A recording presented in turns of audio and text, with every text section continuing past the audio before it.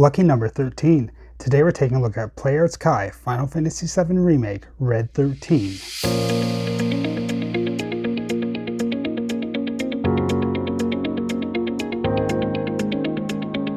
Welcome back. I'm excited to finally complete the main party members for the Final Fantasy VII Remake XIII figures.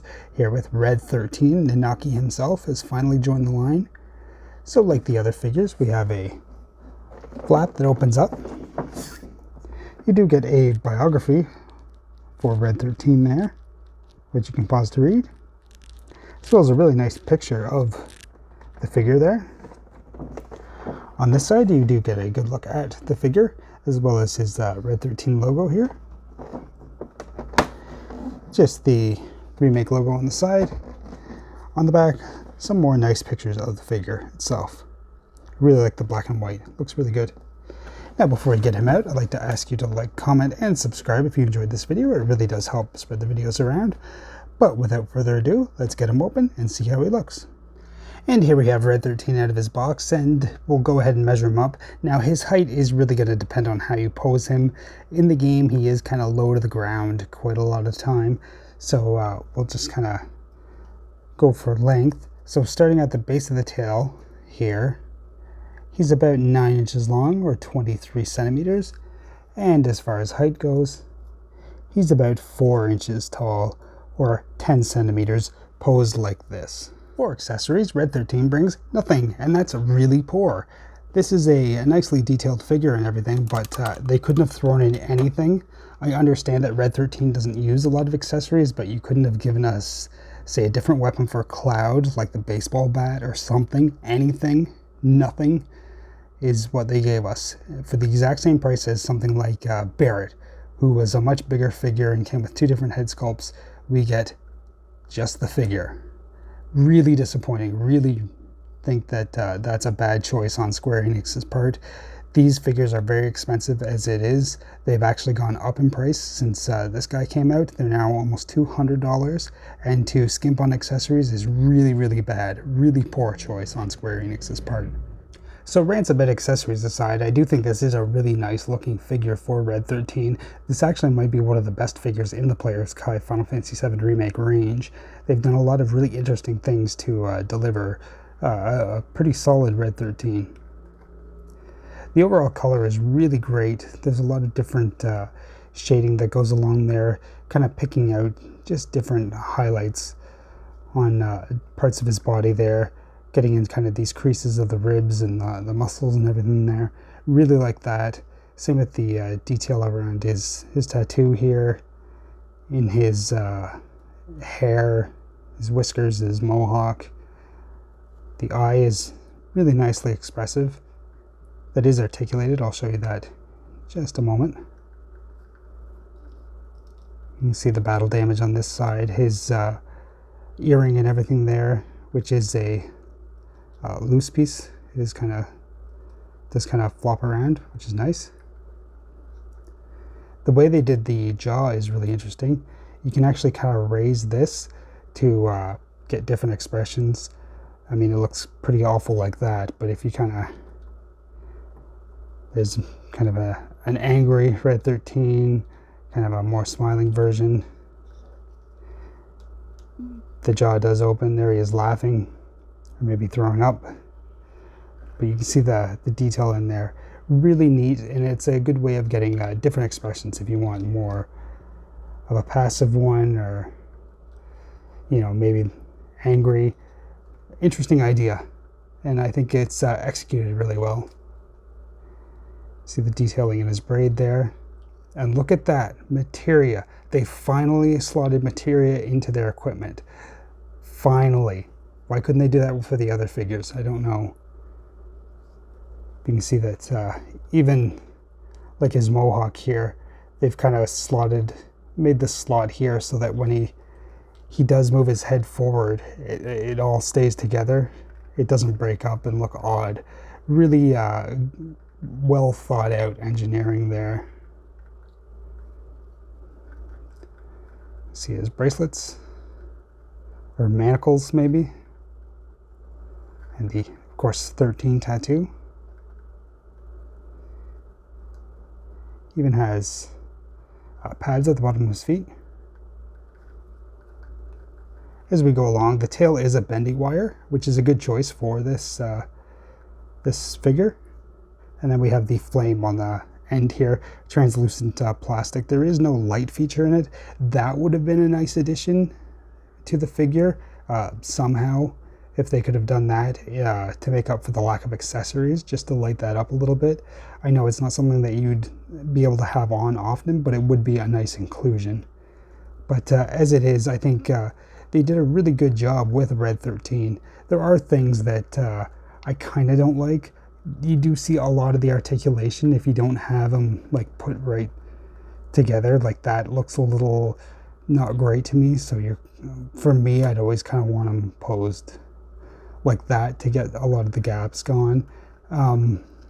But he is quite a skinny, emaciated character, and to get a range of articulation out of him, you do kind of need to have those splits there.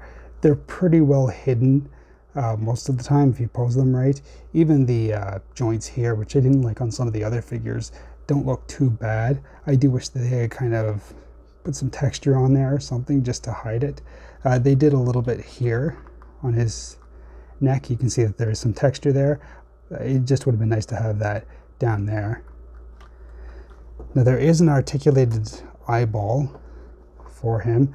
So you just pop off his head, the top of his head here, and there's some nightmare fuel for you. And you have your Red 13 face. And there's just like a little joystick in there, so you can kind of make it look around in different positions. It's okay, I guess. You can see there's the white of his eyes there. Not something I would use that often. I'm not sure why they went to this kind of trouble, but they did, so it is what it is. But it's options, so that's a good thing, I suppose. For articulation, his head is able to go up and down, as well as side to side, and then rotate. You can actually rotate all the way around. As mentioned, the upper jaw moves there to give a little bit more expression, and then so does the lower jaw, which is nice. This is all one solid piece that moves up and down. Again, really like that the mohawk stays together and doesn't break up. The front legs are able to spread like that, so you can get them in nice crouched poses.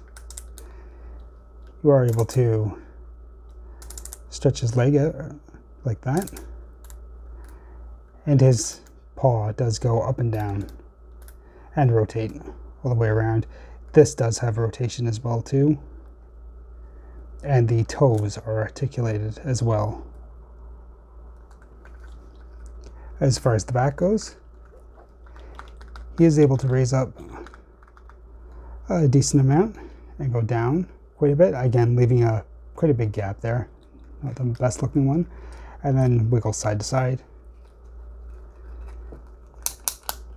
These legs are on ratchets and have a really nice spread on them. They have ratchets going forward and backward as well. As far as this knee goes, not a bad range of movement out of it. I like that they kind of cover this with this piece going down so you don't see the articulation there. His secondary knee has a good range of movement and does rotate. And like with the front legs, the paws are able to go forwards and backwards really well. And the toes are articulated too. And as mentioned, the tail is a bendy wire. A nice solid feeling bendy wire there. It doesn't, the weight of the flame there doesn't cause it to bend or anything like that, so it's nice and good. So a pretty good range of movements for Red 13. You should be able to get them in some nice crawling poses or sitting poses like a dog. And I think they did probably the best they could for articulation. Some of it, as mentioned, is a little ugly, but there are ways to pose them to kind of minimize that and not really see those big gaps and cuts. And there we have Red 13, a nice addition to the Final Fantasy VII collection.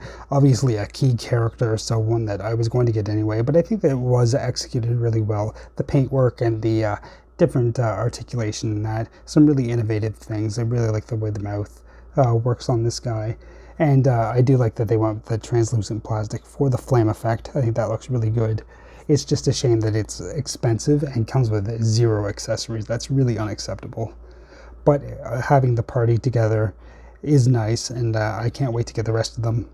This will be the last Final Fantasy VII Remake figure that I plan on reviewing. The ones that are available for pre-order now don't really interest me or are too expensive. I just want to stick to the key characters.